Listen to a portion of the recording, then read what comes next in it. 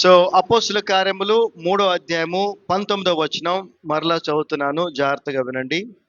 Repent ye therefore. మనము కొన్ని వారాలుగా పేతురు యొక్క మాటల్ని, అతని యొక్క బోధని, ప్రసంగాన్ని మనం ధ్యానిస్తూ వస్తూ ఉన్నాం. యూదులతో, పరిసయ్యులతో, సద్దుకయ్యులతో, శాస్త్రులతో అందరితో అతను మాట్లాడుతూ ఉన్నాడు. మాట్లాడుతూ తను చెప్తున్నటువంటి మాటల్లో అనేకమైన సత్యాలను మనం తెలుసుకుంటూ వస్తూ ఉన్నాం. గడిచిన వారం ఆయన యేసు ప్రభువుని సిలువకు గురి చేసిన వారిని సహోదరులారా అని పిలిచాడు. మీరు తెలియక చేశారు అన్నాడు. ఇగ్నోరెన్స్ లో మీరు చేశారు అన్నాడు. అంత మాత్రమే కాదు, ఇలా జరగాలి అని ప్రవక్తలందరి నోట ప్రభు ముందుగానే పలికించాడు. కాబట్టి మీరేమంతా బాధపడాల్సిన అవసరం లేదు అని కూడా వాళ్ళని ఓదార్చాడు. మరి ఇప్పుడు మేమేం చేయాలి? సరే, తెలుసో తెలియకో మా ద్వారా తప్పులు, పాపాలు జరిగిపోయినాయి. మన ద్వారా కూడా జరుగుతూ ఉంటాయా? జరగవా? జరిగిపోతూ ఉంటాయి. తప్పు చేయని మనిషే లేడు. అందుకే ఈ 19వ వచనంలో అంటున్నాడు, కంటిన్యూషన్ వాళ్ళతో, రిపెంట్. ఏమన్నాడండి? రిపెంట్. రిపెంట్ అంటే తెలుగులో అర్థము పశ్చాత్తాపపడండి. రిపెంటెన్స్ అంటే పశ్చాత్తాపం, రిపెంట్ అంటే పశ్చాత్తాపపడండి అంటున్నాడు. ఈరోజు దేవుడు కూడా మనందరితో మాట్లాడుతున్నాడు. యేసు ప్రభు మనందరితో మాట్లాడుతున్నాడు. మనందరితో ఆయన చెప్తున్న మాట ఏంటంటే పశ్చాత్తాపపడండి. నేను ఎందుకు పశ్చాత్తాపపడాలి? ఎందుకు పశ్చాత్తాపపడాలి చెప్పండి? ఎవరు పశ్చాత్తాపపడాలి? తప్పు చేసిన వాళ్ళు పశ్చాత్తాపపడాలి కదా. మరి తప్పు చేయని వాళ్ళు ఎవరు ఉన్నారా అంటే దాని అర్థం ఏంటి? ఎవరెవరు పశ్చాత్తాపపడాలి? అందరూ పశ్చాత్తాపపడాలి. చాయిస్ లేదు, అందరూ పశ్చాత్తాపపడాలి. అయితే దీని యొక్క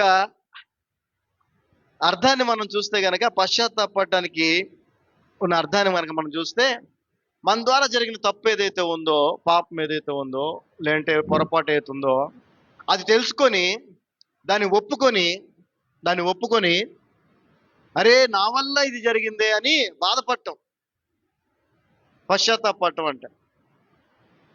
మొదటిగా ఒప్పుకోవటం, నా వల్ల ఇది జరిగింది అని ఒప్పుకోవటం.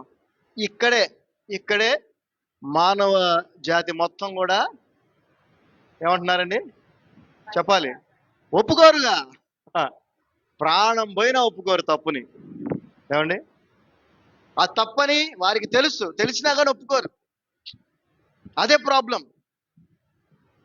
సో పశ్చాత్తాపము అనేది మనకు ఎంత ఆశీర్వాదం అంటే, ఆ తర్వాత మనం చూస్తే ఆ వచనంలోనే, repent ye therefore and be converted that your sins may be blotted out.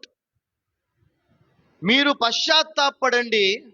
పశ్చాత్తాపపడి మారు మనస్సు పొందండి, అప్పుడు మీ పాపములన్నీ కూడా బ్లాటెడ్ అవుట్ అంటే కొట్టివేయబడతాయి, తుడిచివేయబడతాయి, wiped out.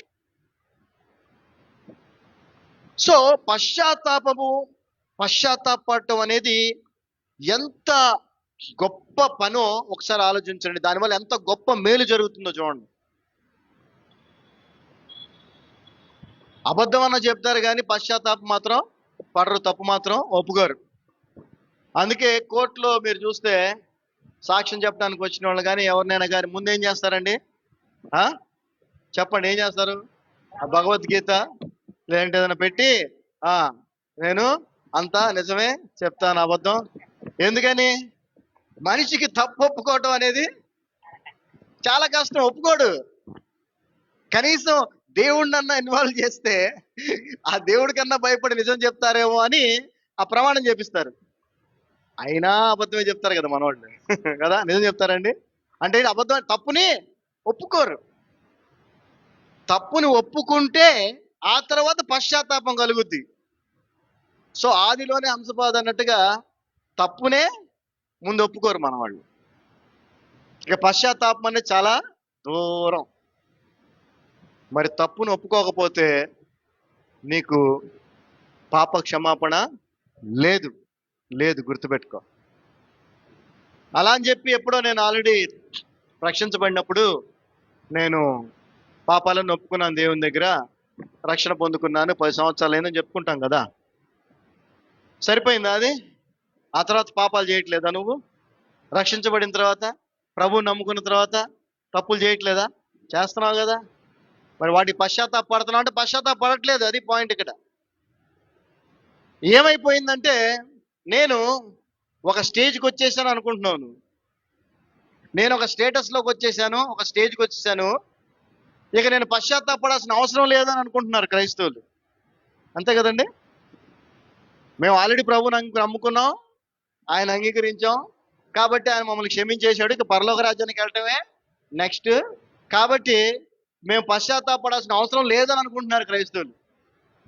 We have to repent every day. గుర్తుపెట్టుకోండి, ప్రతిరోజు పశ్చాత్తాపడాలి. ఎందుకంటే ప్రతిరోజు మనము చెప్పాలా, మనము తప్పులు చేస్తూనే ఉన్నాం. ఎవరు తప్పు చేయలేని వ్యక్తులు ఎవరు లేరు. సో క్రైస్తవ విశ్వాసంలో ఉన్నటువంటి ఇంకొక గొప్పతనం ఏంటంటే, నువ్వు తప్పుని ఒప్పుకుంటే దేవుడు ఏం చేస్తాడు? నిన్ను ఏం చేస్తాడు? క్షమిస్తాడు. ఈ యొక్క పరిస్థితి వేరే విశ్వాసాల్లో లేదు, గుర్తుపెట్టుకోండి, జాగ్రత్తగా గమనించాలి. వేరే విశ్వాసాల్లో ఈ పరిస్థితి లేదు. తప్పును నువ్వు ఒప్పుకుంటే క్షమించబడే ఆ సిస్టమ్ లేదంటే ఆ గ్రేస్, ఆ కృప వేరే విశ్వాసాల్లో లేదు. తప్పు చేస్తే ఖచ్చితంగా శిక్ష. కానీ మన దగ్గర అనగా యేసుక్రీస్తు ప్రభు దగ్గర క్షమాపణ అనేది ఉంది. సో ఇంత గొప్ప అవకాశాన్ని యేసు ప్రభు మనకి ఆయన శిలువ మరణం ద్వారా కలిగించాడు. ఆయన ఆ విధంగా మన కొరకు మరణించకపోతే మనకి పరిస్థితి వచ్చేది కాదు. సో రిపెంట్ అనే పదానికి ఇంకొక అర్థం కూడా ఉంది. అదేంటంటే to cease to practise sin and to love. పశ్చాత్తాపడటం అనేటువంటి ఆ పదానికి ఇంకొక అర్థం ఏంటంటే పాపము చేయటం అనేది మానేసేసి ప్రేమించటం మొదలు పెట్టాలి. అది. సో దీని యొక్క అర్థము తెలియని వారు, దీని యొక్క ప్రాధాన్యత తెలియని వారు, మేము ఆల్రెడీ ఒక స్టేజ్కి వచ్చేసాము క్రైస్తవ జీవితంలో అని తమని తాము మోసం చేసుకుంటూ పశ్చాత్తాపం అనేది లేకుండా బ్రతుకుతా ఉన్నారు. సో పశ్చాత్తాపం అనేది మనందరికీ అవసరం. ఎప్పటి వరకు మనం బ్రతుకున్నంత కాలము అవసరం. ఇప్పుడు నేను చెప్పాను కదా కోర్టు ఎగ్జాంపుల్. ఒకవేళ కోర్టులో నువ్వు చేసిన తప్పును ఒప్పుకొని పశ్చాత్తాపడి ఏడ్చావనుకో, నీకు శిక్ష తీసేస్తారా? మహా అయితే ఏమన్నా కొంచెం తగ్గిస్తారేమో. ఏమండి, తప్పు ఒప్పుకున్నావు కాబట్టి నీకు 10 ఏళ్ళు వేయాల్సిందే 8 ఏళ్ళు 5 ఏళ్ళు వేస్తున్నా అంటాడు జడ్జి. కానీ శిక్ష అయితే ఖచ్చితంగా. కానీ ప్రభు దగ్గర అలా కాదు. నువ్వు తప్పుని ఒప్పుకొని పశ్చాత్తాపడితే ఆయన ఖచ్చితంగా ఏం చేస్తాడు? క్షమిస్తాడు. దీనికి ఆపోజిట్ ఇంకోటి ఉంది. ఈ పశ్చాత్తాపడే వాళ్ళు చాలా కొద్ది మంది, దీనికి ఆపోజిట్ చేసేవాళ్ళు చాలా మంది. అదేంటంటే రెబెలియన్. ఏంటండి ఇది? రిపెంట్ అయితే అది రెబెలియన్ అంటే తిరుగుబాటు. చెప్పండి ఏంటది?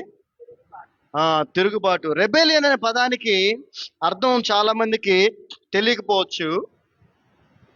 రెబెలియస్ అంటే ఇది ఎక్కువగా ఎక్కడ ఉపయోగిస్తారంటే, ఏదైనా ప్రభుత్వము, ఏదైనా రాజ్యము వారి పరిపాలన సరిగా లేకపోతే కొంతమంది, ఒక గ్రూప్ ఆఫ్ పీపుల్ దానికి వ్యతిరేకంగా ఏర్పడి ఆ ప్రభుత్వాన్ని మార్చాలి, ఈ రూల్స్ ఇవన్నీ మాకు నచ్చట్లేదు అని చెప్పి మార్చాలనేటువంటి ఆ యొక్క సిద్ధాంతంతో వెళ్తూ ఉంటారు. వాళ్ళని రెబల్ గ్రూప్స్ అంటుంటారు, రెబల్స్ అంటుంటారు.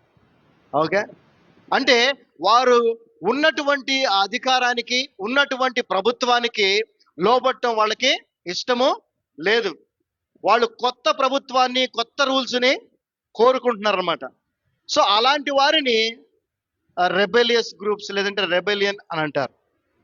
సో ఇక్కడ మనం ఎందుకు ఈ పదాన్ని మనం తీసుకుంటున్నామంటే, ఇజ్రాయిలీలందరూ కూడా మొదటి నుంచి దేవునికి తిరుగుబాటు చేస్తూనే ఉన్నారని దేవుడు అనేక మార్లు మాట్లాడాడు. సో తిరుగుబాటు చేయటం అంటే నువ్వేదో కత్తులతో యుద్ధాలు చేయటం లేదంటే వ్యతిరేక వైలెన్స్తో కూడింది మాత్రమే కాదు. ఓకే, వైలెన్స్తో కూడినటువంటి తిరుగుబాటుని రెబెలియన్ అంటారు, రెబెలియస్ అంటారు, తిరుగుబాటు అంటారు. అలా కాకుండా ఆల్రెడీ ఉన్నటువంటి అధికారం ఏదైతే ఉందో, ఆల్రెడీ ఉన్నటువంటి రూల్స్ అండ్ రెగ్యులేషన్స్ ఏదైతే ఉన్నాయో వాటిని నేను ఫాలో చేయను,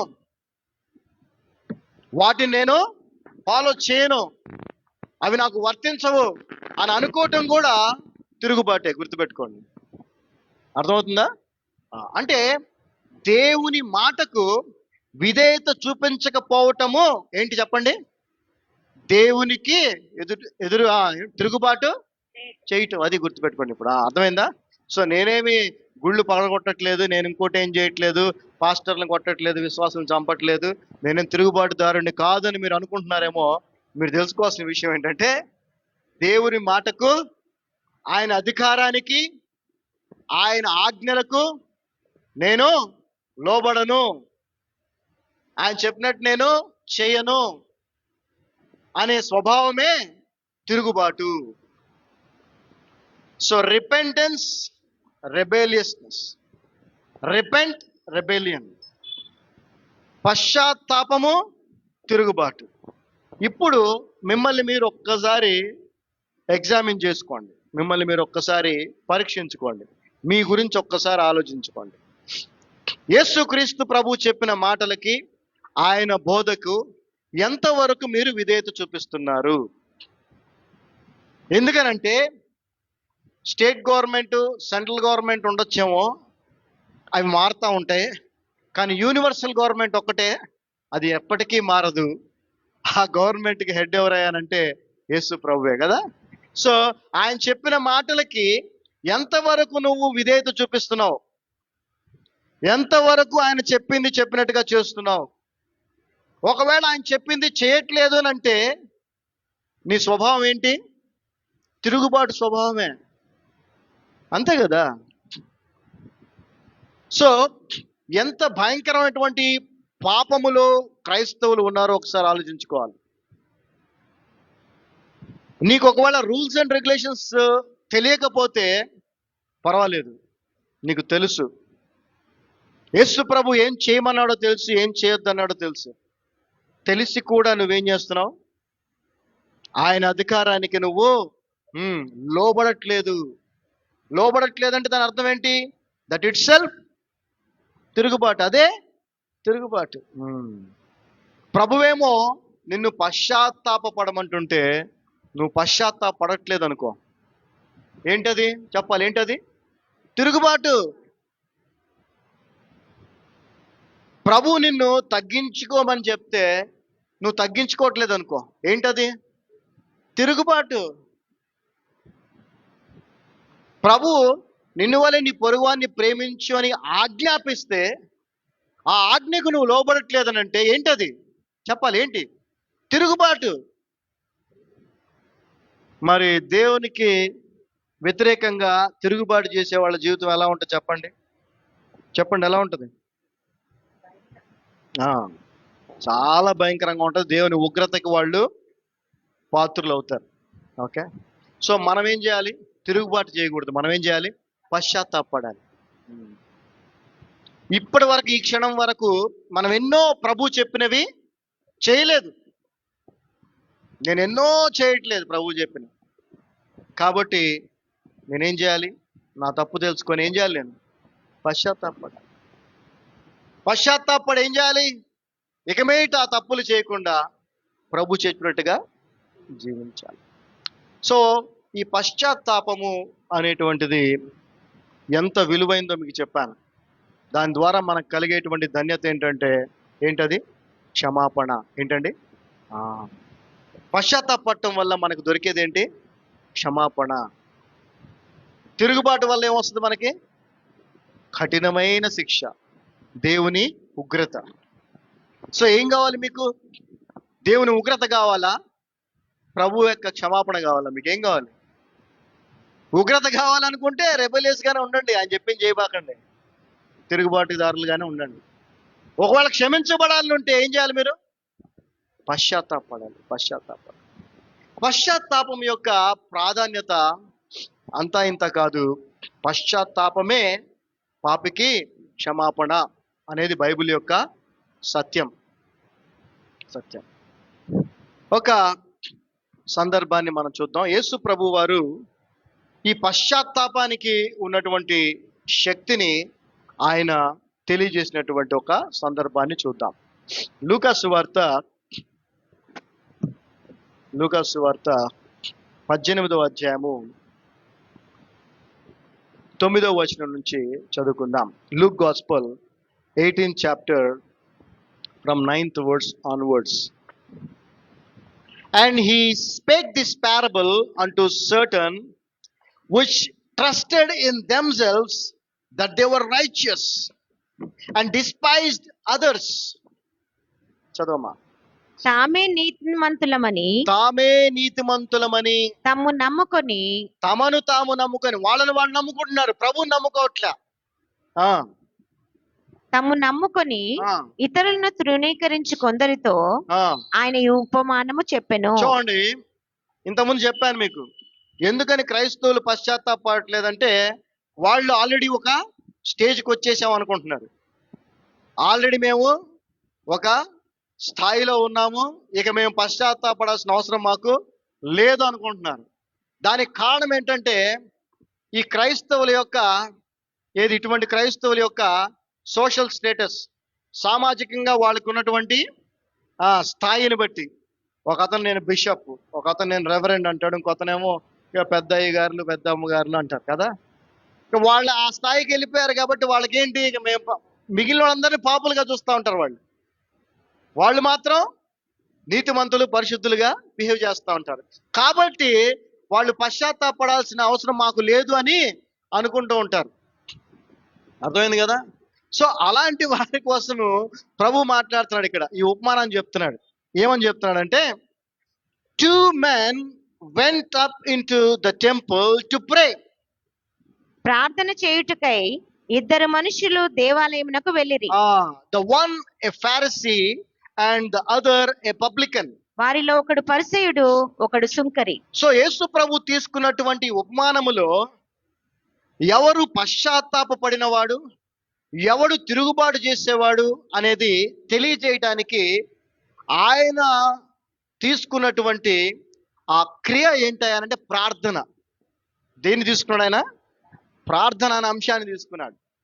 ఎందుకనంటే ఏ డినామినేషన్ కన్నా వెళ్ళండి, లేదంటే ఏ విశ్వాసంలోకి వెళ్ళినా వెళ్ళండి, లేకపోతే ఎటువంటి బిలీవర్ అయినా, అతడు నామకార్థ క్రైస్తవుడైనా అబద్ధ బోధకుడైనా ఎవడైనా కానీ కామన్గా అందరూ చేసేది ఏంటంటే ప్రార్థన. అవునా కదా? అందరూ చేస్తారు ప్రార్థన. అందుకనే ప్రార్థన ఒక ఆయన ఆక్సిజన్ ఆఫ్ ది సోల్ అన్నాడు. ఒక ఆయన ఏమన్నాడు?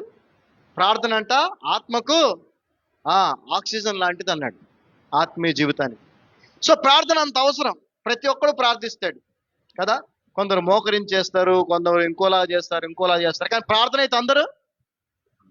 కాబట్టి ఆ ప్రార్థన అనే అంశాన్ని ఈయన ఉపమానంగా తీసుకొని చెప్తా ఉన్నాడు. 2 ప్రార్థన చేయడానికి మందిరానికి వెళ్ళారంట. ఒకళ్ళు ఎవరు? ఫారిసీ, అంటే తెలుగులో పరిసయ్యుడు. ఇంకొకరు ఎవరు? సుంకరి, పబ్లికన్. ఈ పరిసయ్యుడు ఎవరు అని అంటే యేసుక్రీస్తు ప్రభు ఉన్నటువంటి సమయంలో ఈ పరిసయ్యులు బాగా పాపులర్ గ్రూప్ వాళ్ళు, అంటే బాగా అందరికీ తెలిసినటువంటి ఒక సమాజం, ఒక గ్రూప్. వీళ్ళు చాలా ఇన్ఫ్లుయెన్స్ కలిగిన వాళ్ళు, చాలా ఇన్ఫ్లుయెన్స్ ఉన్నవాళ్ళు అనమాట సొసైటీలో. అంతేకాకుండా చాలా భక్తిపరులైనటువంటి యూదుల సమూహం అనమాట వీళ్ళందరూ కూడా. అయితే ఈ ఫారిసీ అనే పదానికి అర్థం ఏంటంటే సపరేటెడ్ అని అర్థం, వేరు చేయబడిన వారని అర్థం. కాబట్టి వీళ్ళు ఏంటంటే మేము చాలా ప్రత్యేకమైన వాళ్ళని వాళ్ళు నమ్ముతూ ఉంటారు. ఎందుకనంటే మోషే ఇచ్చినటువంటి ధర్మశాస్త్రం ఏదైతే ఉందో దాన్ని తూచా తప్పకుండా చాలా స్ట్రిక్ట్గా ఫాలో చేస్తూ ఉంటారు వీళ్ళు. అది మాత్రమే కాదు, పెద్దలు ఏవైతే ఆచారాలు పద్ధతులు చెప్తారో అవి కూడా చాలా నిష్టగా పాటిస్తూ ఉంటారు అన్నమాట వీళ్ళు పరిసయ్యులు. సో వీళ్ళ వీళ్ళ వీళ్ళ నమ్మకము కూడా, విశ్వాసం కూడా మనలాగే పునరుద్ధానాన్ని వీళ్ళు నమ్ముతారు. ఇంకో గ్రూప్ కూడా ఉన్నారు, సద్దుకయ్యులు అని, వాళ్ళు పునరుద్ధానాన్ని నమ్మరు. అయితే వీళ్ళు అలా కాదు, పునరుద్ధానాన్ని నమ్ముతారు, అదేవిధంగా చాలా స్ట్రిక్ట్గా అవన్నీ ఫాలో చేస్తారు. సో వీరి యొక్క ప్రాముఖ్యత ఏంటంటే, వీళ్ళు సంఘాల్లో అనగా అప్పుడున్నటువంటి సమాజ మందిరాల్లో, ఇప్పుడు మనం బైబిల్ గ్రంథం అంటున్నాము, ఇది రాకముందు తోరా అనేటువంటి గ్రంథం ఉండేది, ఇది మోషే ద్వారా ఇవ్వబడింది. దాన్ని బోధించటం అనేది వీళ్ళే ప్రారంభించారనమాట. జాగ్రత్త గమనించండి వీళ్ళ ప్రత్యేకత. వీళ్ళు చాలా భక్తిపరులు, చాలా ఇన్ఫ్లుయెన్స్ ఉన్నవాళ్ళు. అంతేకాకుండా సమాజ మందిరాల్లో వాక్యాన్ని బోధించడం అనేది ప్రారంభించింది కూడా వీళ్ళే. ఎందుకు? ఇది కేవలం మందిరానికి మాత్రమే పరిమితం కాకూడదు మన మతం, ఇది అంతా వ్యాపించాలని దాని కొరకు ఎంతో ప్రయత్నం చేసిన వాళ్ళు వీళ్ళు. సో వీళ్ళకు ఒక పొజిషను ఉంది. ఓకే, అయితే ఈ యొక్క పొజిషన్లో ఉన్నటువంటి వ్యక్తి ఏమని ప్రార్థన చేస్తున్నాడో ఒకసారి చూడండి.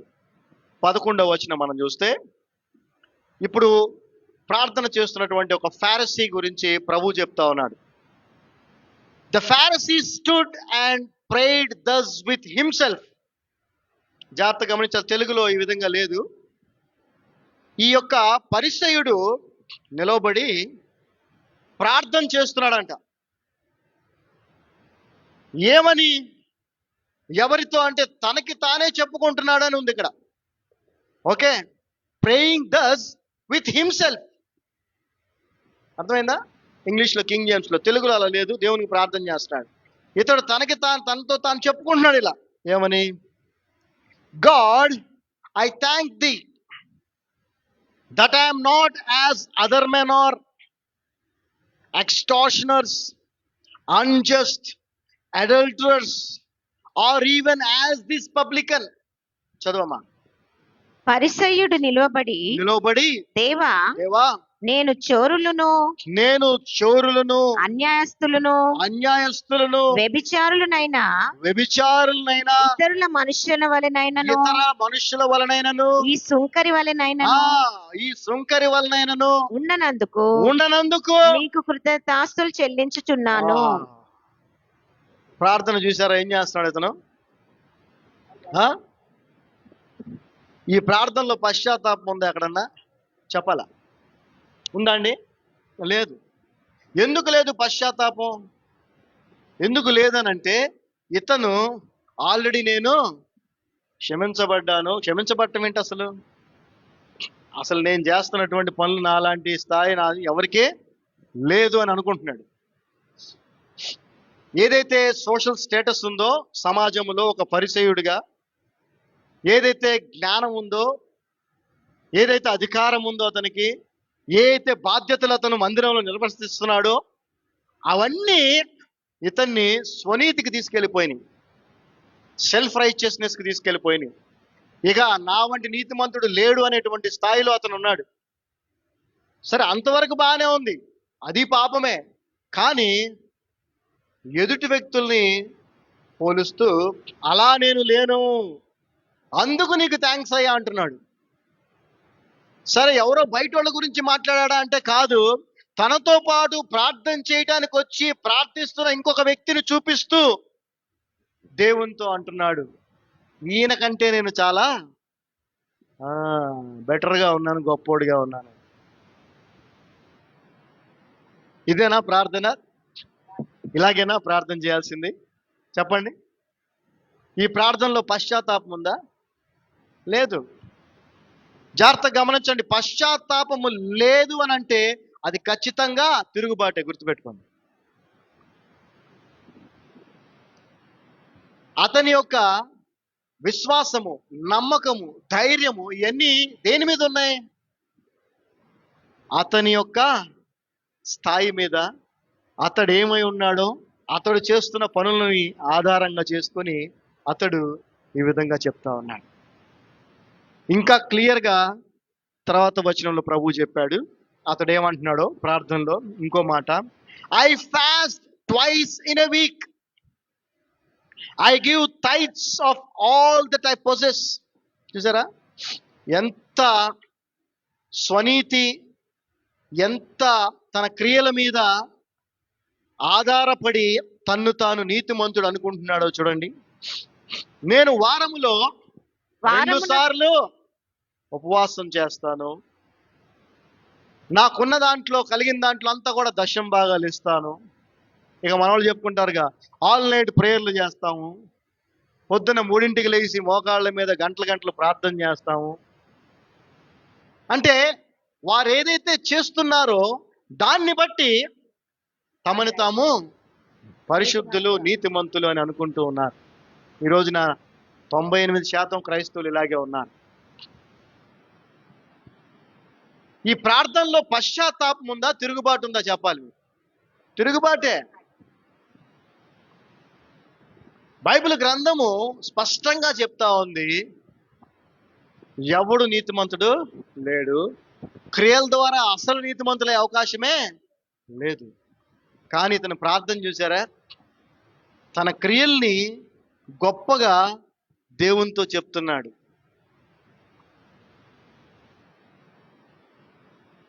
ఈరోజు నీ ప్రార్థన ఎలా ఉంది? నువ్వు ఎలా ప్రార్థన చేస్తున్నావు? నీ ప్రార్థనలో పశ్చాత్తాపం ఉందా, తిరుగుబాటు ఉందా? నీ ప్రార్థనలో నిన్ను నువ్వు పాపిగా నమ్మి ప్రార్థిస్తున్నావా, లేక నిన్ను నువ్వు స్వనీతితో నీతిమంతుడిని, పరిశుద్ధుడిని అని ప్రార్థిస్తున్నావా? చెప్పాలి. నీ ప్రార్థన ఎలా ఉంది? నీకే తెలుసు. నా ప్రార్థన నాకు, నీ ప్రార్థన నీకు తెలుసు. ఒకవేళ ఇలా ఉంటే నీ ప్రార్థన, దయచేసి ప్రార్థన మార్చుకో, పశ్చాత్తాపడటం నేర్చుకో. ఎందుకంటే మనం బ్రతుకున్నంత కాలము తప్పులు చేస్తూనే ఉంటాము. కాబట్టి బ్రతుకున్నంత కాలము మనము పశ్చాత్తాపడుతూనే ఉండాలి. అలా పశ్చాత్తాప పడని రోజు నువ్వు దేవునికి విరోధముగా తిరుగుబాటు చేసిన వ్యక్తివే. So this is the truth. ఎంత స్వనీతితో ఆ వ్యక్తి నిండిపోయాడో చూడండి. ఈరోజున అనేక మంది వారు చేసిన క్రియలను బట్టి వారిని వారు గొప్పగా ఎంచుకుంటున్నారు. వారికి ఉన్న స్థాయిని బట్టి ఇక నేను పశ్చాత్తాపడాల్సిన అవసరము లేదు అనుకుంటున్నారు. నో, మనం ప్రతిరోజు పశ్చాత్తాపడాలి. ప్రతిరోజు మనం మారు మనసు పొందాలి. ఇది ఒకరోజు పని కాదు, జీవితాంతము చేయాల్సిన పని. ఎంత అంటే ప్రైడ్, గర్వం కూడా అతనిలో ఉండిపోయిందంటే, తన పక్కనే ఇంకొక వ్యక్తి కూడా ప్రార్థన చేస్తూ ఉంటే అతనిలాగా కూడా నేను లేనంటున్నాడు దేవునితో. ఎందుకు అతన్ని చూసి అతనిలాగా నేను లేను అని అంటున్నాడంటే, అతను చేసే పనులు వేరు, ఇతను చేసే పనులు వేరు. అర్థమవుతుందా? అతని వేషధారణ వేరు, ఇతని వేషధారణ వేరు.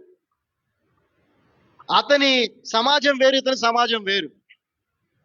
ఇతడు ఏర్పాటు చేయబడిన సపరేటెడ్ సమాజం కదా పరిసయ్యులు. ఇతడు చేసే పనులన్నీ ఎక్కడ? మందిరంలో చేసే పనులు కదా. అందుకని గొప్పగా అనుకుంటున్నాడు.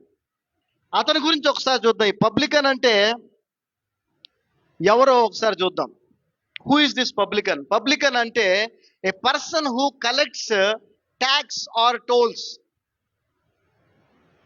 ఈ సుంకం అంటారు కదా, పన్ను వసూలు చేసే వారిని పబ్లికన్ అంటారు. వీళ్ళెవరో బయటోళ్ళు కాదు, వీళ్ళు కూడా యూదులే.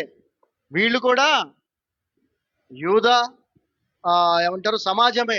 అయితే అప్పుడు ఉన్నటువంటి రోమా ప్రభుత్వం ఏదైతే ఉందో, రోమన్ ఎంపైర్ ఏదైతే ఉందో, వాళ్ళ దగ్గర వీళ్ళు ఉద్యోగం చేసేవాళ్ళు. ఉద్యోగం చేసి వాళ్ళు చెప్పినప్పుడు, నువ్వు ఎవరి దగ్గర ఉద్యోగం చేస్తున్నావు వాళ్ళు చెప్పినట్టు చేయాలి కదా. నువ్వు మున్సిపల్ ఆఫీసులో ఉద్యోగం చేస్తున్నావు, మీ కమిషనర్ గారు ఆర్డర్ ఇచ్చారు, ఏమని, వెళ్ళి ఆ ఇల్లు కూలగొట్టమని ఆర్డర్ ఇచ్చారు. నువ్వేం చేయాలి? వెళ్ళి ఇల్లు కూలగొట్టాల్సిందే కదా. ఇప్పుడు నువ్వు ఇల్లు కూలగొట్టావు కదా, నువ్వు చెడ్డోడని వాళ్ళు అనుకుంటారు ఖచ్చితంగా, ఆ ఇంటి వాళ్ళు. కానీ నువ్వేం చేస్తున్నావు? నీ అధికారి మాటకు నువ్వు లోబడుతున్నావు అంతే. అదేవిధంగా ఈ పబ్లికన్స్ ఎవరయ్యా అనంటే ఈ పన్ను వసూలు చేసేవాళ్ళు. ఇప్పుడు ఎవరైనా పన్ను కట్టలేదనుకో, ఖచ్చితంగా వాడి దగ్గర వసూలు చేయాలా, బలవంతంగానా, లేదా దాని బదులు ఇంకేదైనా తీసుకొని వెళ్ళిపోవాలా. ఎందుకంటే అక్కడ వాళ్ళ అధికారికి ఇతను అప్పు చెప్పాలా. సో ఈ పని చేసేవాళ్ళు అనమాట వీళ్ళు. సో వీళ్ళ మీద ఒక నెగిటివ్ ఇంప్రెషన్ ప్రతి ఒక్కళ్ళకి ఉంటుంది, అంతే కదా. కానీ వాళ్ళు చేస్తున్నది ఏంటి? వాళ్ళ పనిని వాళ్ళు చేస్తున్నారు అంతే. నీ మీదేమి శత్రుత్వం వాళ్ళకి లేదు, నీ మీదేం కోపం వాళ్ళకి లేదు. వాళ్ళు ఏదైతే జాబ్ చేస్తున్నారో ఆ జాబ్ రెస్పాన్సిబిలిటీ అది కలెక్ట్ చేయటం అంతే. కాబట్టి వాళ్ళు నీ దగ్గర కలెక్ట్ చేస్తున్నారు. సో ఈ వ్యక్తి ఆ పక్కన వ్యక్తిని చూసి అతనికంటే నేను బెటర్గా ఉన్నాను అనుకుంటాడు. దేనికి సంబంధించి? బాహ్య రూపము లేదా చేసే పనుల్ని బట్టి.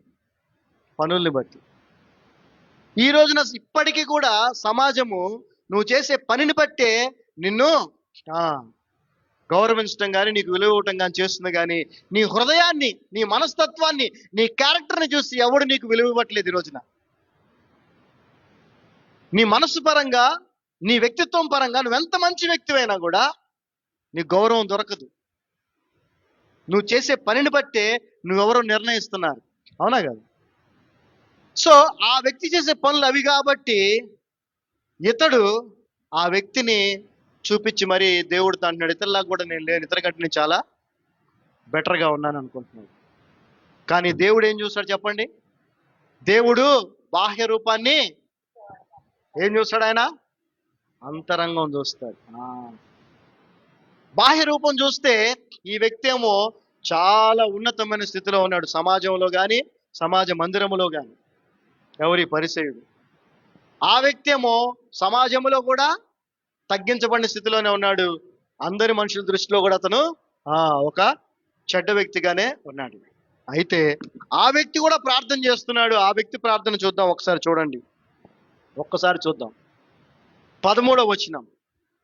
And the publican standing afar off would not lift up so much as his eyes unto heaven, but smote upon his breast, saying, God be merciful to me, a sinner. అయితే సుంకరి దూరంగా నుంచొని ఆకాశం వైపు కన్నులెత్తుటకైనను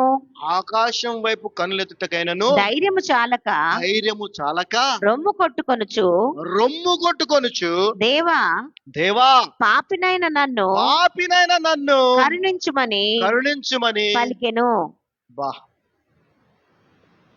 ఏం కనిపిస్తుంది ఈ ప్రార్థనలో?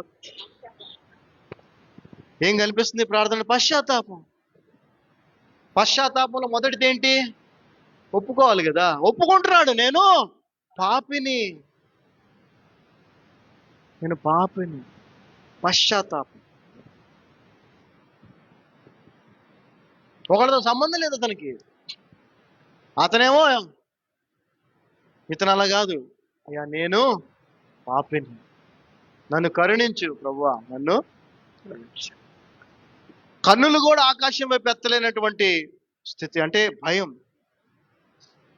భక్తి, గౌరవం. నన్ను కరుణించు, నేను పాపిని. నీ ప్రార్థన ఇలాగే ఉంటుందా, లేక ఎలా ఉంది నీ ప్రార్థన?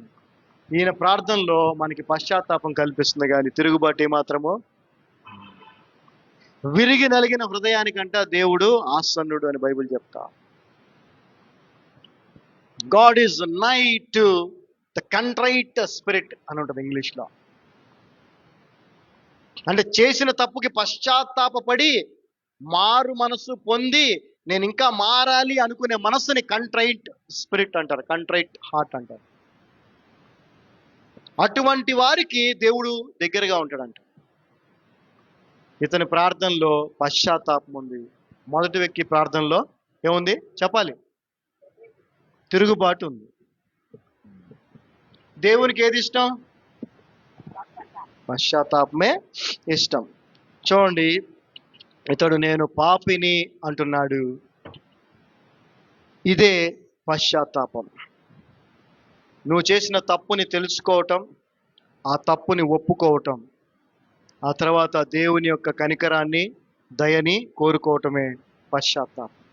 ఇంకెప్పుడు మరలా ఆ పనిని నేను చెయ్యను అని నిర్ణయించుకోవటం కూడా పశ్చాత్తాపమే. ఆమేన్, హల్లెలూయా. ఎంత గొప్ప ఉదాహరణని ప్రభు ఇచ్చాడో చూడండి. ఇక్కడ ప్రభు మాటలు చూడండి, 14వ వచనం ఏమంటున్నాడో, I tell you this man went down to his house justified rather than the other. చూసారా? అతని కంటే ఇతడు, ఆ పరిసయ్యుడి కంటే, ఇతడు తిరుగుబాటు ప్రార్థన చేసినటువంటి ఆ వ్యక్తి కంటే ఇతడు, అనగా పశ్చాత్తాపడి ప్రార్థించిన ఇతడు నీతిమంతుడుగా తీర్చబడి తన ఇంటికి వెళ్ళనని మీతో చెప్పుచున్నాను. హల్లెలూయా. మనం కూడా మందిరానికి వస్తున్నాం. వచ్చి ఎలా వెళ్తున్నాం? ఇక్కడి నుంచి వచ్చిన స్థితిలోనే వెళ్తున్నామా? వచ్చిన స్థితిలోనే వెళ్ళేది ఎవరో తెలుసా? తిరుగుబాటుదారులు. ఎవరండి చెప్పాలి? తిరుగుబాటుదారులు ఎలా వస్తారో అలాగే వెళ్ళిపోతారు. కానీ పశ్చాత్తాపడిన వ్యక్తి ఎలా వస్తాడో అలా వెళ్ళడు. ఎలా వస్తాడు? నీతిమంతుడిగా తీర్చబడి వెళ్తాడు. హల్లెలూయా. ఎంత గొప్ప సత్యం అండి ఇది. ఈ రోజున ఆ యొక్క పశ్చాత్తాపం అనేది క్రైస్తవుల్లో కనిపించట్లేదు. తిరుగుబాటే ఎక్కువైపోయింది. దేవుని ఆజ్ఞలకు, దేవుని మాటకు ఏమాత్రం లోబడట్లేదు. ఆచారబద్ధమైనటువంటి మనుషులు సృష్టించినటువంటి ట్రెడిషన్స్ ఏవైతే ఉన్నాయో వాటన్నిటిని మాత్రం ఎంతగానో చేస్తూ ఇలా తిప్పటాలు, ఎన్ని చేయటాలు, ఎన్ని ఏదో చేసి మేము చాలా ఉన్నతమైన స్థితిలో ఉన్నామనేటువంటి ఫీలింగ్తో బతుకుతున్నారు ఆ యొక్క పరిసేయుళ్ళని.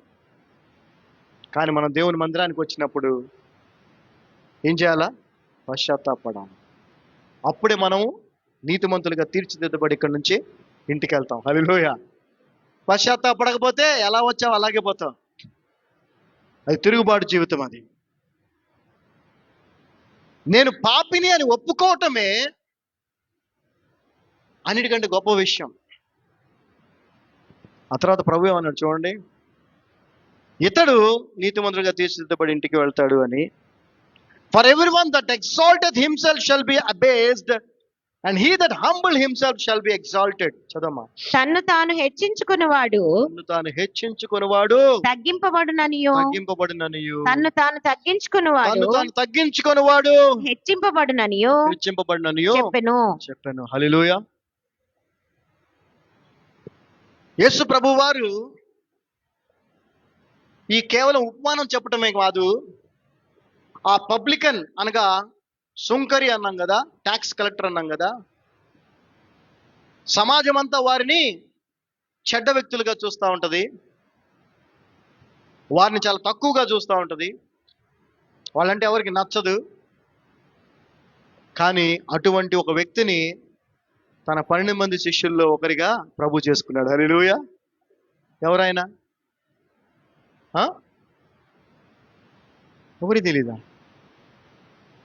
అమ్మా? అర్థం కాల. మత్తయి అమ్మా. మత్తయి సువార్త చదువుతున్నారు. మత్తయి, మాథ్యూ. మీకు కనీసం బేసిక్ నాలెడ్జ్ లేకపోతే ఎట్లా? ఏమండి, చోజన్ అనే ఒకటి వచ్చింది, సిరీస్ వచ్చింది, కనీసం అదన్నా చూడండి. బాబు మీరు వాక్యం చదవకపోయినా చూడటం ఇష్టం అనుకో, టీవీ చూడటం ఇష్టం అనుకో, టీవీలో చోజన్ చూడు. చోజన్ అనేది వచ్చింది. మాథ్యూ, మత్తయి కూడా సుంకరే, ట్యాక్స్ కలెక్టరే. కాకపోతే ద రిపెంటెడ్ వన్ ఏంటంటే అతను పశ్చాత్తాపడిన వ్యక్తి. ఇంకొక సుంకరి కూడా ఉన్నాడు. యేసు ప్రభు అతని ఇంటికి వెళ్ళాడు. అమ్మా చెట్టు గుర్తుంది, ఆయన పేరు గుర్తులేదా? Very good. పొట్టి చెక్కయ్య అంటారు కదా, ఎవరండి? ఆయన కూడా ట్యాక్స్ కలెక్టరే. ఆయనతో అన్నాడు ప్రభు, నేడు నీ ఇంటికి రక్షణ వచ్చింది అని. ఎందుకంటే అతను కూడా పశ్చాత్తాపడ్డాడు. హల్లెలూయా. సో ఇక్కడ పాయింట్ ఏంటంటే, ప్రభువు నువ్వు పశ్చాత్తాపముతో కూడిన జీవితాన్ని జీవిస్తున్నావా, తిరుగుబాటుతో కూడిన జీవితాన్ని జీవిస్తున్నావా చూస్తాడు అంతే. పశ్చాత్తాపంతో కడిగిన జీవించే జీవితం ఏంటి అనంటే, నువ్వు పాపమని ఒప్పుకోవటం, ఇకమేట ఆ తప్పులు చేయనని చెప్పి ప్రభు దగ్గర నిర్ణయం తీసుకొని ప్రభు మాటలకు లోపడటం. తిరుగుబాటు జీవితం ఏంటంటే, నేను పాపిని కాదు, నేను తప్పు చేయలేదు, నేను చేయలేదు. చేసేవని సీసీ కెమెరాలో ఉంటుంది, 10 మంది చూస్తారు, అన్ని చేస్తారు, అయినా నేను చేయలేదు అంటారు. ఎందుకంటే లాయర్ అదే చెప్తాడు. ఎవరెన్ని చెప్పినా కోర్టులో నువ్వు మాత్రం జడ్జి గారి దగ్గర నాకేమీ తెలియదు అన్నాను. అవునా కదా? ఈడదే అంటాడు, నాకేం తెలియదండి. లాయర్ వైపు చూసి బాగా చెప్పిన అబద్ధం, తప్పు ఒప్పుకోరు. వాళ్ళ సంగతి ఎందుకు, మనం కూడా అంతేగా. మన ద్వారా కూడా ఎన్నో తప్పులు జరుగుతూ ఉంటే భార్య అంటాడు నువ్వు తప్పు చేసావని, భార్య ఒప్పుకుంటుందా? వచ్చినా ఒప్పుకోదు. భర్తను అంటది భార్య నువ్వు తప్పు చేసావని, ఒప్పుకుంటాడా?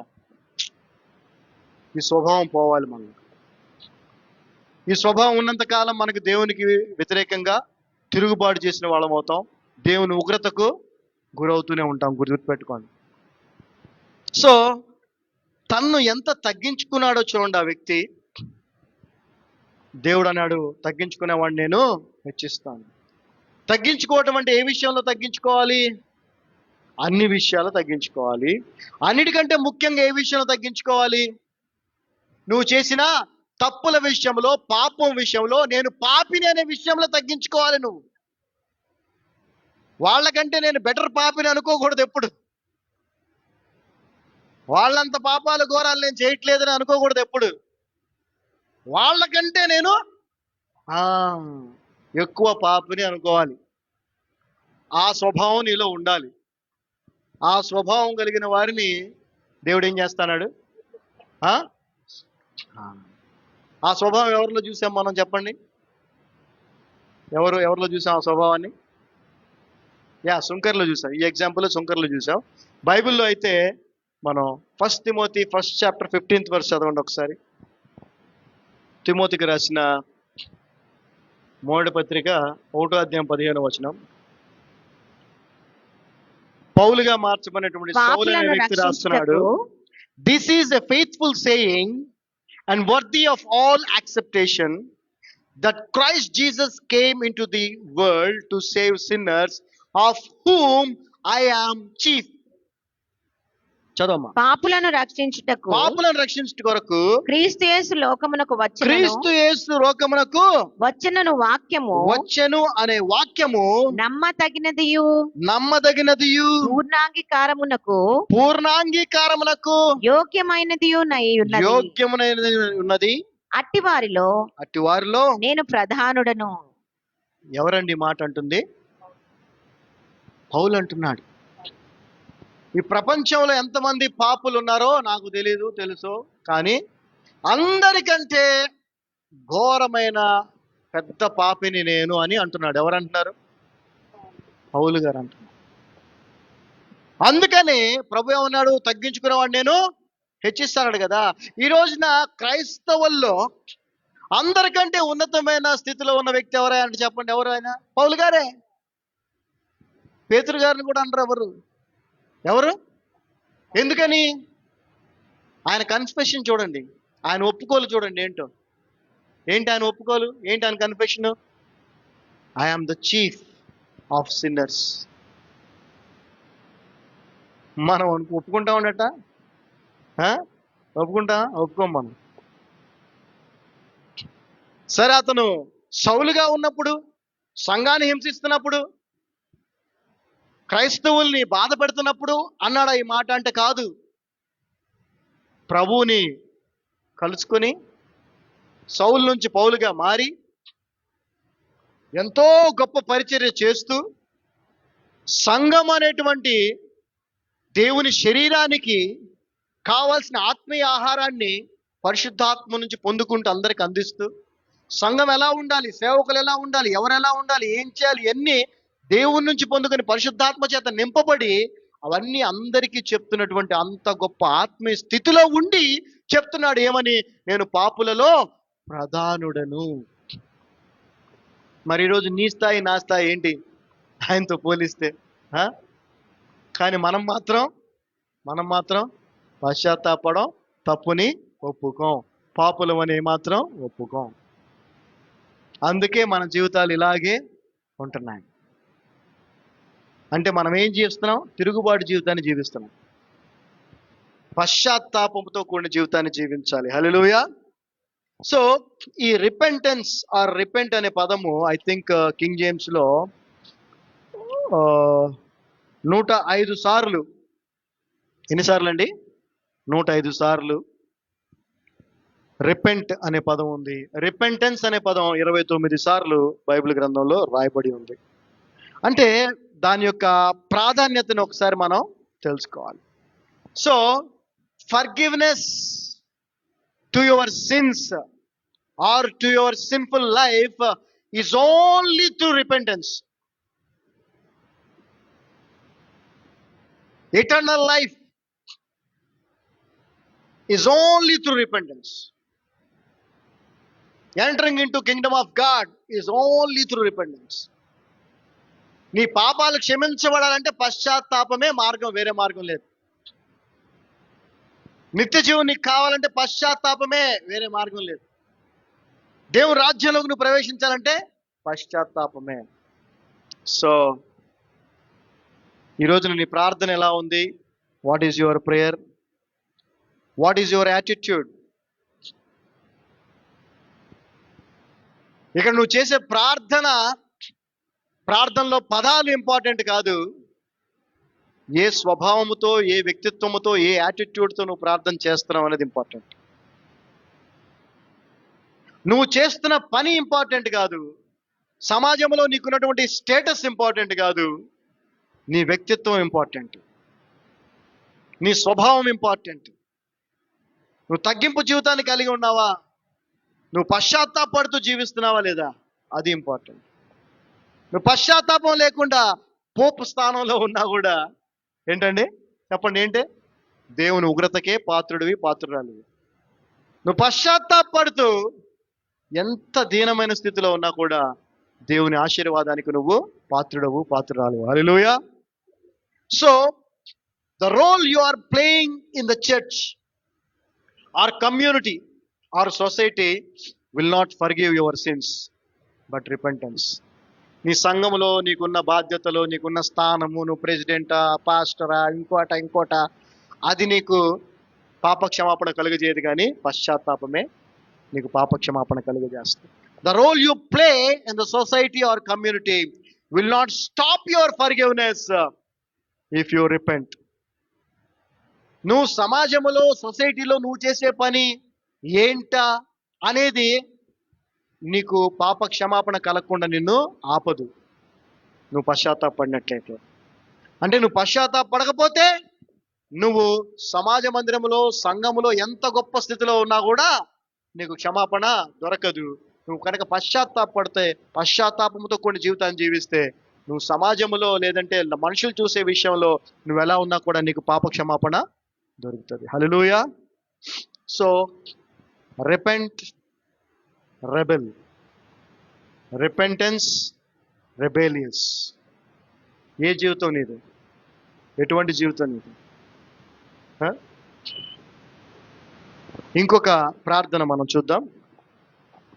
లూకాసు వార్త, అదే లూకాసు వార్త 23వ అధ్యాయము. ఇది అందరికీ తెలిసిన ప్రార్థనే, కానీ ఇక్కడ తిరుగుబాటు మరియు పశ్చాత్తాపము రెండు మనము చూడగలుగుతాం. ఇంతకుముందు ప్రభువు చెప్పిన ఉపమానములో చూసాము పరిసయుడు, సుంకరి దగ్గర. ఇప్పుడు ప్రభువు శిలువ దగ్గర జరిగిన సంఘటనని మనం చూద్దాం. లూకాసు వార్త 23వ అధ్యాయము 39వ వచనం నుంచి. And one of the malefactors which were hanged railed on him, saying, if thou be Christ, save thyself and us. చదవమ్మా. వేలాడవేయబడిన ఆ నేరస్తుల్లో ఒకడు యేసు ప్రభుతో పాటుగా ఇద్దరు నేరస్తుల్ని కుడివైపు ఎడం వైపు కూడా వేలాడదీశారు. వాళ్ళని కూడా సిలువ వేస్తా ఉన్నారు. వాళ్ళల్లో ఒకడు ఆయనను దూషించుచు, రెబెలియస్, రైలింగ్ అంటే ఏంటో తెలుసా? రైలింగ్ అంటే ఎంతో దూషిస్తూ భయంకరంగా మాట్లాడటం. దూషించుచు, నీవు అంటే క్రీస్తువు కదా, నువ్వు క్రీస్తువు కదా, నిన్ను నీవు రక్షించుకొనుము, రక్షించుకోనము, మమ్మును కూడా రక్షించుమని చెప్పెను. ఇతనే కాదు ఈ ప్రార్థన చేసేది. ఇలాంటి ప్రార్థన మనందరం కూడా చేస్తా ఉంటాం కదా. అయ్యా నువ్వు దేవుడు కదా అంటే ఇతను రెబెలియస్ గా మాట్లాడే కానీ మనం కొంచెం దీనంగా మాట్లాడతాం, కానీ మాటలు మాత్రం అదే, ఉద్దేశం కూడా అది. ఏమండి, ప్రభువా నువ్వే నిజమైన దేవుడు కదయ్యా, మరి ఎందుకయ్యా వాళ్ళందరికీ చూపించిన ఆయన నువ్వేందో చేస్తావు లేదా ప్రార్థన? ఇది ఖచ్చితంగా చేస్తావు నువ్వు. నువ్వేందో వాళ్ళకి తెలియాలయ్యా, నాకు ఈ కష్టం తీసేయ్యా. ఇదేందో తెలుసా ఈ ప్రార్థన? తిరుగుబాటు ప్రార్థన. ఇది తిరుగుబాటు ప్రార్థన. ఇది చేయకూడదు, ఇట్లా చేయకూడదు మనం. నువ్వు క్రీస్తువు కదా, నువ్వు కాపాడుకో, మమ్మల్ని కూడా కాపాడు. నువ్వు దేవుడు కదయ్యా, నాకెందుకు ఈ పరిస్థితి? వాళ్ళంతా బాగానే ఉన్నారు, నిన్ను నమ్మని వాళ్ళందరూ బాగున్నారే, నాకెందుకు వచ్చింది ఈ పరిస్థితి? నువ్వేందో చూపించు ప్రభా. చేయబాకండి ఇట్లాంటి ప్రార్థన. అర్థమైందా? అది తిరుగుబాటుతో కూడిన ప్రార్థన. తిరుగుబాటుతో కూడిన ప్రార్థన. 30వ వచనం చూస్తే, 40వ వచనం చూస్తే, but the other answering rebuked him saying, చూసారా, అవతల వ్యక్తి తిరుగుబాటు ప్రార్థన చేస్తున్న, తిరుగుబాటు జీవితాన్ని జీవిస్తున్నటువంటి ఆ యొక్క వ్యక్తిని ఏం చేశాడు? ఖండించాడు, గద్దించాడు. సో ఒకవేళ మనం గనక పశ్చాత్తాపంతో కూడిన జీవితాన్ని మనం జీవిస్తున్నట్లయితే, తిరుగుబాటు జీవితాన్ని జీవిస్తున్న వారిని ఏం చేయాలి? మనం ఏం చేయాలి? గద్దించాలి ఖచ్చితంగా. లేకపోతే వాళ్ళకి తెలియదు కదా, వాళ్ళు చేసేది కరెక్టే అనుకుంటారు. ఇతడు గద్దిస్తున్నాడు వాడిని, తప్పురా అలా మాట్లాడబాక అని. ఏమని? he rebuked him saying, does not thou fear God, seeing thou art in the same condemnation? ఏనా నువ్వు దేవుడు అంటే భయం లేదా నీకు? నువ్వు దేవుడికి భయపడవా? చదవమ్మా. అయితే రెండవ వాడు వానిని గద్దించి, నీవు అదే శిక్షావిధిలో ఉన్నావు గనుక దేవునికి భయపడవా? దేవుని యందు భయము ఉన్నవారు ఖచ్చితంగా పశ్చాత్తాపడతారు. అంతే కదా. భయం లేనోడే కదా తిరుగుబాటు చేసేది. భయం ఉన్నోడు తిరుగుబాటు చేస్తాడా? చేయడు. గుర్తుపెట్టుకోండి, ఈ రోజున దేవుని యందు భయభక్తులు కలిగి ఉన్నామని మీరు అనుకుంటున్నారు, కానీ ఆయన చెప్పినట్టుగా జీవించకపోవటం అనేది తిరుగుబాటు జీవితం. కాబట్టి మీరు దేవుని యందు భయం లేని వారు అని దేవుడు మనతో ఈరోజు మాట్లాడుతున్నారు. దేవుడు అంటే భయం ఉంటే ఖచ్చితంగా ఆయన చెప్పింది నువ్వు చేస్తావు. అప్పుడు అది పశ్చాత్తాపంతో కూడిన జీవితం అవుతుంది, కానీ తిరుగుబాటుతో కూడిన జీవితము కాదు. అరే మనం అంటే పాపం చేసి శిక్ష అనుభవిస్తున్నావురా, నీకు దేవుడు అంటే భయం లేదా అంటూ చూడండి ఏమంటున్నాడు. And we indeed justly, for we receive the due reward of our deeds, but this man doth done nothing amiss. చదవమ్మా. మనకైతే ఇది న్యాయమే, మనం చేసిన వాటికి తగిన ఫలం పొందుచున్నాము, కానీ ఈయన ఏ తప్పిదమునో చేయలేదని చెప్పెను. చూసారా, అరే మనం అంటే ఎన్నో తప్పులు చేశాం కాబట్టి మనకి ఇది కరెక్టే కదా, దానికి కాదు. సో నువ్వు దేవుడికి భయపడవా అని యేసు ప్రభువుని దేవుడి స్థానంలో పెట్టాడు. ఆ తర్వాత మనం తప్పులు చేసాం, ఆయన ఏ తప్పు చేయలేదని ఆయన్ని నీతిమంతుడి స్థానంలో పెట్టాడు. పెట్టి ఇప్పుడు తన ప్రార్థన చేస్తున్నాడు. అతను రెబ్యూక్ చేసి తర్వాత ఇతను ప్రార్థన చేస్తున్నాడు. ఏమనంటే 42వ వచనం, and he said unto Jesus, Lord, remember me when thou comest into thy kingdom. ఆయనను చూచి యేసు, నీవు నీ రాజ్యంలోనికి వచ్చినప్పుడు నన్ను జ్ఞాపకం చేసుకొనుమనెను. చూసారా, ఇక్కడ వాడేమో తప్పులు చేసి ఆ తప్పులు ఒప్పుకునే స్థితిలో వాడు లేడు, పశ్చాత్తాపడట్లేదు, ప్రభువుకి వ్యతిరేకంగా రెబెలియస్ గా మాట్లాడుతూ ఉన్నాడు. ఈ వ్యక్తి మాత్రం తను చేసిన తప్పుల్ని ఒప్పుకుంటున్నాడు, పక్కనోడు కూడా ఒప్పించే ప్రయత్నము చేస్తున్నాడు. అరే మనందరం తప్పులు చేసావురా, నువ్వు నేను తప్పులు చేసి ఈ స్థితికి వచ్చావురా. ద సేమ్ టైం ఆయన హెచ్చించాడు, గణపరుస్తున్నాడు. అదేవిధంగా అయ్యా నీ రాజ్యంలో నన్ను, అంటే దేవుని రాజ్యం అని ప్రభువు చెప్పినటువంటి బోధల్లో సత్యాన్ని అతడు గ్రహించాడు. దేవుని రాజ్యం ఒకటి ఉన్నది అని అతడు నమ్మాడు. యేసు ప్రభువునే కాదు, ఆ ప్రభు యొక్క రాజ్యాన్ని కూడా అతడు నమ్మి ఆ రాజ్యంలో నన్ను జ్ఞాపకము చేసుకో, స్థానం ఇవ్వయా నాకు అని కూడా అడగట్లా, ఆ రాజ్యంలో నన్ను జ్ఞాపకం చేసుకోయా చాలు అంటున్నా. This is repentance. అండ్ మొదటి వ్యక్తిది రెబెలియన్, తిరుగుబాటు, పశ్చాత్తాపం. ఈ రోజున మరి మనందరం కూడా నీతిమంతులుగా తీర్చిదిద్దబడి ఇక్కడ నుంచి వెళ్ళాలి, అంతేనా? లేకపోతే ఎలా వచ్చాం అలా వెళ్ళిపోదాం? నీతిమంతులుగా తీర్చిదిద్దబడి వెళ్ళాలంటే ఇక్కడ నుంచి మనం ఏం చేయాలి చెప్పాలి. మీకు కూడా ఇప్పుడు కూడా అనిపిస్తూ ఉండొచ్చు, ఎందుకు పశ్చాత్తాపడాలి నేను? పాస్టర్ గారు చెప్తే ఎందుకు, దేని పశ్చాత్తాపడాలి? ఎంతకాలం అయితే నీకు ఆలోచన ఉంటుందో అంతకాలం నీ జీవితంలో మార్పు రాదు. నువ్వు చేస్తున్నవి నువ్వు మర్చిపోవచ్చేమో, కానీ అవన్నీ రికార్డెడ్గా ఉంటాయి. ఎప్పుడైతే నువ్వు పశ్చాత్తాపడి వాటిని ఒప్పుకుంటావో అప్పుడు, ఇప్పుడు 19వ వచనం చదవండి, అపోస్తుల కార్యములు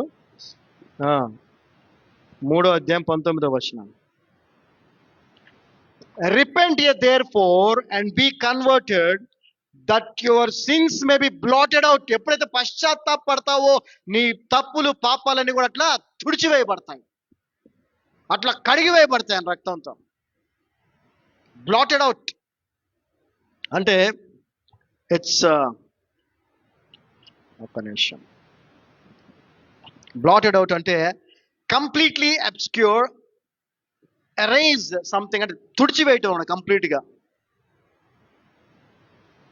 wiping out or destroying the charges of sin. ఆ పాపానికి రావాల్సినటువంటి ఆ శిక్ష ఏదో దాన్ని కంప్లీట్గా తీసేయటం అన్నమాట. సో ఈ రోజున ఇక్కడికి వచ్చిన మనందరం కూడా ఎవరని చెప్పండి, పాపులమే. కానీ ఆయన కృప ద్వారా రక్షించబడ్డాం. అలా అని చెప్పి తప్పులు పాపాలు చేయలేదా అంటే చేస్తున్నాం. ఎన్నో అబద్ధాలు ఆడుతూ ఉంటాం, ఎన్నో పనులు చేస్తాం, చేయకూడని పనులు. ఎప్పుడు మనలో మార్పు వస్తుంది? ఎప్పుడు మనం కూడా అపోస్తులైన పౌలు గారి వలె, అపోస్తుల వలె, శిష్యుల వలె ఎప్పుడు అవుతాం? మనం ఎప్పుడు అవుతామంటే పశ్చాత్తాపంతో కూడిన ప్రార్థన చేసినప్పుడు. There is no other way, వేరే మార్గం లేదు. So repent and be converted, then your sins will be blotted out. Hallelujah, amen. So అందరం లేచి నిలబడి, మీరు కూడా, నేను ప్రార్థన చేస్తున్నప్పుడు మీరు కూడా ప్రార్థన చేసుకోండి. ఎలా ప్రార్థన చేసుకోవాలో మనం నేర్చుకున్నాం, అంతే కదా, ఎలా జీవించాలో కూడా మనం ఈరోజు నేర్చుకున్నాం. పశ్చాత్తాపంతో కూడిన జీవితాన్ని మనం జీవించాలి, తిరుగుబాటుతో కూడిన జీవితం కాదు. నేను ఎక్కడ తిరుగుబాటు చేస్తున్నానండి అంటారేమో. దేవుని మాటకు లోబడకపోవటమే తిరుగుబాటు, ఆయన అధికారానికి లోబడకపోవటమే తిరుగుబాటు, ఆయన చెప్పింది చేయకపోవటమే తిరుగుబాటు, ఆయన చేయొద్దన్నది చేయటమే తిరుగుబాటు. ఇదే మన జీవితం ఇప్పటి వరకు. ఈ రోజు నుంచన్నా మారి ఈ క్షణం నుంచి పశ్చాత్తాపంతో కూడిన జీవితాన్ని జీవిస్తాం. తండ్రి, నీ యొక్క అపారమైన కృపను బట్టి వందనాలు. యేసయ్యా, నీ శిలువ త్యాగాన్ని బట్టి వందనాలు ప్రభువా. నీ యొక్క శిలువ త్యాగము, నువ్వు చిందించిన రక్తము లేకపోతే మాకు ఈ రోజున ఈ స్థితి లేదు నాయన. అవును తండ్రి, ఎటువంటి పాపులమో మాకు తెలుసు. తప్పులు ఒప్పుకోలేని అజ్ఞాన దిశలో మేము ఉన్నాం. కానీ ప్రభువా, మా కళ్ళు తెరిపించావు, తిరుగుబాటు జీవితాన్ని మేము జీవిస్తున్నామని మాకు తెలియజేశావు. పశ్చాత్తాపడమని మాకు ఆజ్ఞాపిస్తూ ఉన్నావు. నువ్వు రాజువు, రాజులకు రాజువు, ప్రభువులకు ప్రభువు, సృష్టికర్తవు, సర్వోన్నతుడవైన సర్వశక్తిమంతుడవైన ఏకైక దేవుడవు యేసయ్యా. నీ ప్రతి మాట ఒక ఆజ్ఞే, ఒక శాసనమే. దానికి లోబడకపోతే అది తిరుగుబాటే. కాబట్టి నీ వాక్యం ద్వారా, నీ బోధలో మేము చేయమని నువ్వు చెప్పినవి ఏవైతే మేము చేయట్లేదో అదంతా కూడా తిరుగుబాటే ప్రభా. కానీ మేమేదో క్రైస్తవులం అని అనుకుంటున్నాం, విశ్వాసం అని అనుకుంటున్నాం. కానీ వాస్తవానికి వస్తే తిరుగుబాటు జీవితాన్ని జీవిస్తున్నాం. అయా, ఇప్పటి వరకు మేము చేసిన ఈ తిరుగుబాటుని దయతో క్షమించమని ప్రార్థిస్తాను. నీ కృపను మా మీద, నీ కనికరాన్ని, నీ జాలి దయను మా మీద ఉంచండి ప్రభువా. ఈ పాపినైనా నన్ను క్షమించు ప్రభువా. అయ్యా, పౌలు గారు నేను పాపులలో ప్రధానుడను అంటున్నాడు. ఇక మేమే పాటి వారము తండ్రి, మమ్మల్ని క్షమించు ప్రభువా, మమ్మల్ని క్షమించు. పశ్చాత్తాపం మా అందరికి కలుగు చేయి. రొమ్ము గుద్దుకొని అయ్యా ఏడుస్తూ కనికరించు దేవా అని ప్రార్థించాడు ఆ సుంకరి. తండ్రి, మాకు కూడా అటువంటి మనస్తత్వాన్ని, స్వభావాన్ని కలుగు చేయమని, మేము వింటున్నటువంటి మాటలు, బోధలు సరైనవిగా చూసుకోవడానికి సహాయం చేయండి. ఈ లోకంలో ఎక్కువ శాతం తప్పుడు బోధలు, అసత్య బోధలే జరుగుతూ ఉన్నాయి. మమ్మల్ని సరిచేసే బోధలు లేవు. నీ కృపలో నాయనా ఈ యొక్క సంఘాన్ని ఏర్పాటు చేసి మా అందరిని ప్రభువా క్రీస్తు బోధలో సరిచేస్తున్నందుకు నీకు వందనం తెలియజేస్తూ, ఈ ప్రార్థనలు ఏకీపించిన ప్రతి ఒక్క జీవితాన్ని పశ్చాత్తాపంతో కూడిన జీవితంగా మార్చి, తద్వారా మీరు ఇచ్చేటువంటి జస్టిఫికేషన్, నీతిమంతులుగా తీర్చిదిద్ది నీ కృపను మాకు అనుగ్రహించమని నజరేయుడనే నామమున ప్రార్థిస్తున్నాము తండ్రి. Amen, amen, amen. Praise the Lord, praise the Lord. We are all blessed. మనందరం ఆశీర్వదించబడిన వారం. దేవుని స్తోత్రం.